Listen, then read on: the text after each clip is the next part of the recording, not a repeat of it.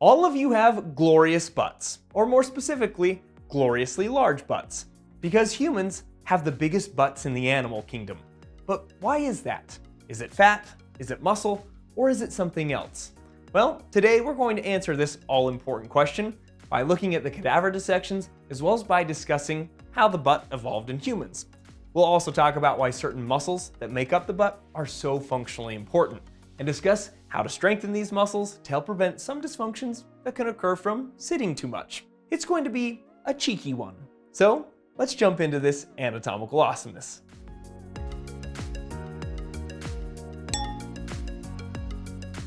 First off, let's clarify.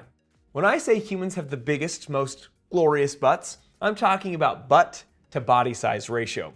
Sure, an elephant's rear is massive in absolute terms, but if you scaled up a human to elephant size, our glutes would show that elephant what a real butt looks like. And if you compare it to our primate cousins like chimps or gorillas, our behinds are going to be proportionally huge compared to them as well. So what's going on here? Why are our butts so massive? Well, to answer this question, we need to start with the basics. What exactly is the butt? There are plenty of slang terms out there like booty, bum, dairy rear, tush, and more, but anatomically, we call this the gluteal region or buttocks. It's made up of skin, connective tissue, fat, and muscles. And to really see this, let's take a look at a real human cadaver dissection.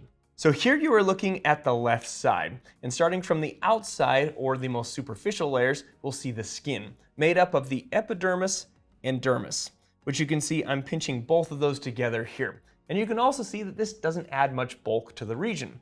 But the next layer down is the hypodermis, or the subcutaneous layer. And this is made up of adipose tissue or fat. And this is often the part of the butt that people assume that I'm talking about when I say humans have big butts. But that's not actually what I'm referring to, because the hypodermis, or this fatty layer, can vary significantly from person to person. Like on this body, it's only about a ½ inch thick, but it can be up to several inches thick on other people and everywhere in between. So what I'm saying is that humans are not unique in having butt fat. What they are unique with is what's underneath the fat, and that is this muscle called the gluteus maximus.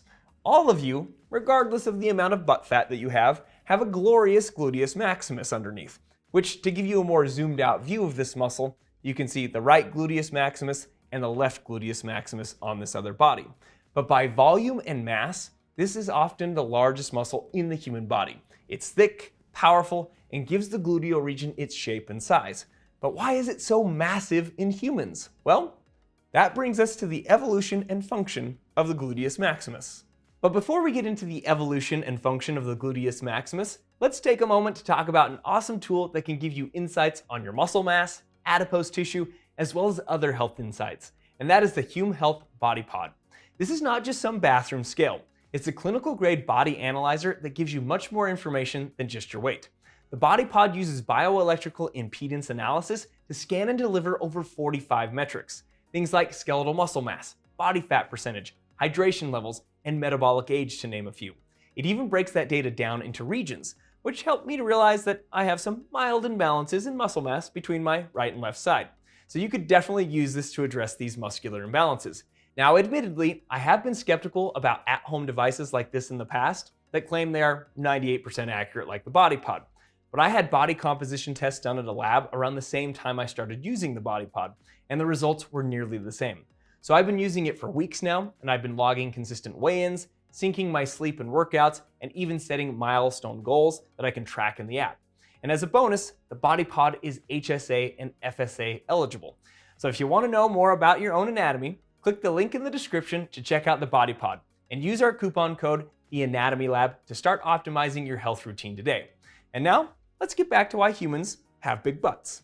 To understand why our butts are so big, we need to look at our skeleton and how we move.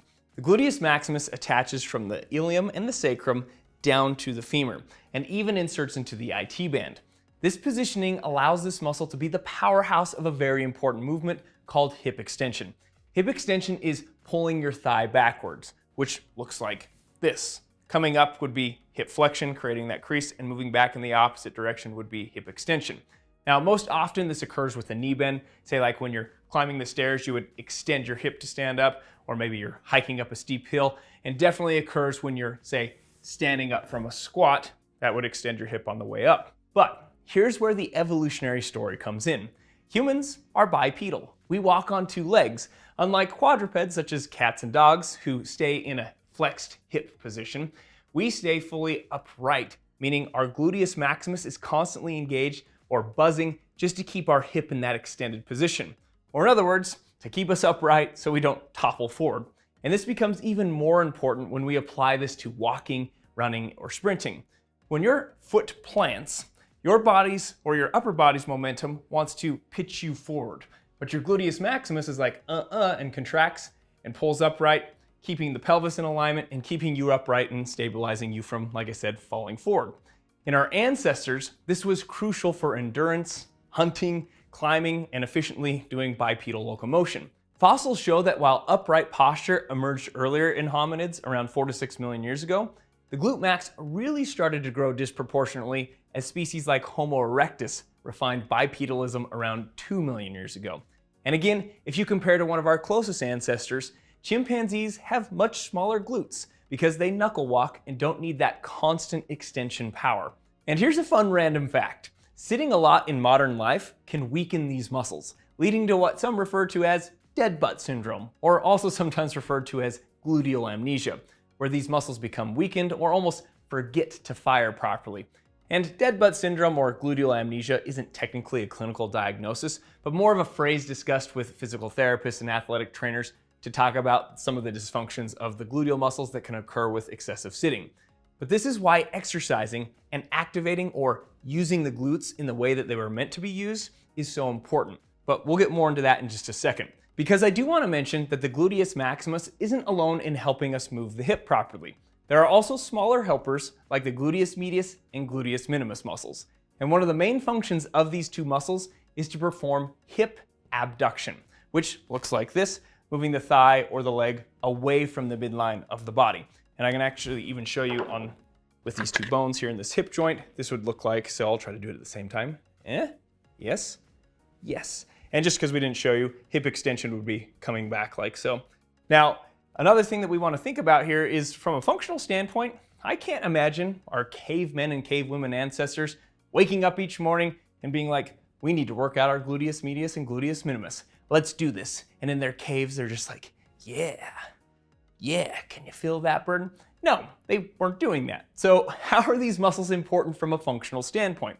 Well, it comes again with walking and running, especially during the phase when one leg is off the ground. When we have one leg off the ground, because of gravity, your pelvis actually wants to dip downward. And that dipping would actually cause adduction of this hip. But because we don't want to have our pelvis just dip down and have this weird dysfunctional walking, gluteus medius and gluteus minimus contract and actually pull us back into abduction and keep our pelvis in alignment and stop our pelvis from dipping down every time we take a step. Now, I remember years ago, I was on this single leg squat kick, and this is before I took anatomy and did my medical training, so I was a little surprised with what happened with this. But I was thinking, I'm going to build my quads with these single leg squats and have great balance. And I thought the next day that my quads were going to be so sore. But the next day, my quads didn't even care. But my side cheek, my gluteus medius and gluteus minimus were so sore from all the extra contracting they had to do to stop my pelvis from dipping down with all those single squats that I performed. So clearly the gluteus maximus, gluteus medius, and gluteus minimus are very important from a functional standpoint. And because we are in this bipedal position, the gluteus maximus is quite developed just to hold us upright all the time. And this results in us having gloriously large butts proportionally compared to other animals. And weak glutes can cause issues like knee pain, low back pain, and even poor posture. And obviously in sports and fitness, strong glutes boost power for things like explosive jumps, sprints, or heavy lifts. So it is definitely important for us to maintain strong and functional glutes, especially if you have a job that has you sitting for extended periods of time. So let's just mention a few bang for buck glute exercises. And most often, bang for buck exercises are going to include compound movements that mobilize more than one joint and therefore activate multiple muscle groups. And if you're really new to this, you can start with body weight, and as you get stronger and fitter, you can add weights or more load and or reps over time. And And so first we have deadlifts. This could be conventional or Romanian. These allow you to get that full extension at the top of the movement while strengthening other important posterior chain muscles such as the hamstrings and even the back extensors, which will also help with core stability. Second, we have squats. Whether barbell, goblet, or body weight, they force hip extension under load. And depth is important with this. If you're only doing something like quarter squats, that's not going to activate the glute max nearly as much as, say, a full squat. And third, we have hip thrusts. These are excellent for firing into the gluteus maximus. You can start with no weight and then eventually add a barbell as you get stronger. And we can't forget about those unilateral exercises, such as lunges, step-ups, or even those single leg squats. This will help to isolate and fix imbalances between each side, as well as let the gluteus medius and minimus know that you haven't forgotten about them. Now, how often you do these exercises can vary quite a bit depending on your goals and if you're participating in other types of exercises or sports. Like somebody who's doing a lot of running or training for a marathon probably isn't going to do 3 big leg days per week. But I think a pretty good rule of thumb for everyone would be at least 1 day a week at the minimum. However, with most of my patients who just want a generalized fitness plan where they get a good combo of cardio and strength training, I often try to have them start with alternating cardio and strength training days. For example, Monday, Wednesday, Friday might be their cardio days where they do the majority of their cardio in zone 2 with a mixture or throwing in some high intensity interval days. And then Tuesday, Thursday, Saturday would be their strength training days. Now again, you can create all sorts of effective fitness plans, but one that's pretty basic is doing an upper-lower split, meaning on Tuesday for their strength training day, they would do their upper body, then on Thursday they would do lower body, and then on Saturday they'd go back to upper body. But then the next week, Tuesday would be lower body, Thursday would be upper body, and then Saturday back to lower body. So what you're seeing there is 1 week you're getting 2 upper body days and 1 lower body day, and then the next week you're getting 2 lower body days and 1 upper body day. That's a pretty good mixture and enough stimulus to make growth and strength gains. And when we're talking about growth and strength, there's kind of a nice little happy medium as far as reps. When you're going like from 6 to 10 reps, 3 to 4 sets per exercise, that's a really good place to start to kind of get some benefits with strength, as well as a little bit of an increase in muscular size. And again, you can tweak all of this depending on your goals. But hopefully that gives you a good place to start from with a strength training routine and gives you enough knowledge to understand why you have a gloriously large butt compared to other animals. Thanks for watching and supporting the channel, everyone. If you're interested in that Hume Health BodyPod, check out the link in the description below. And of course, we'll see you in the next video.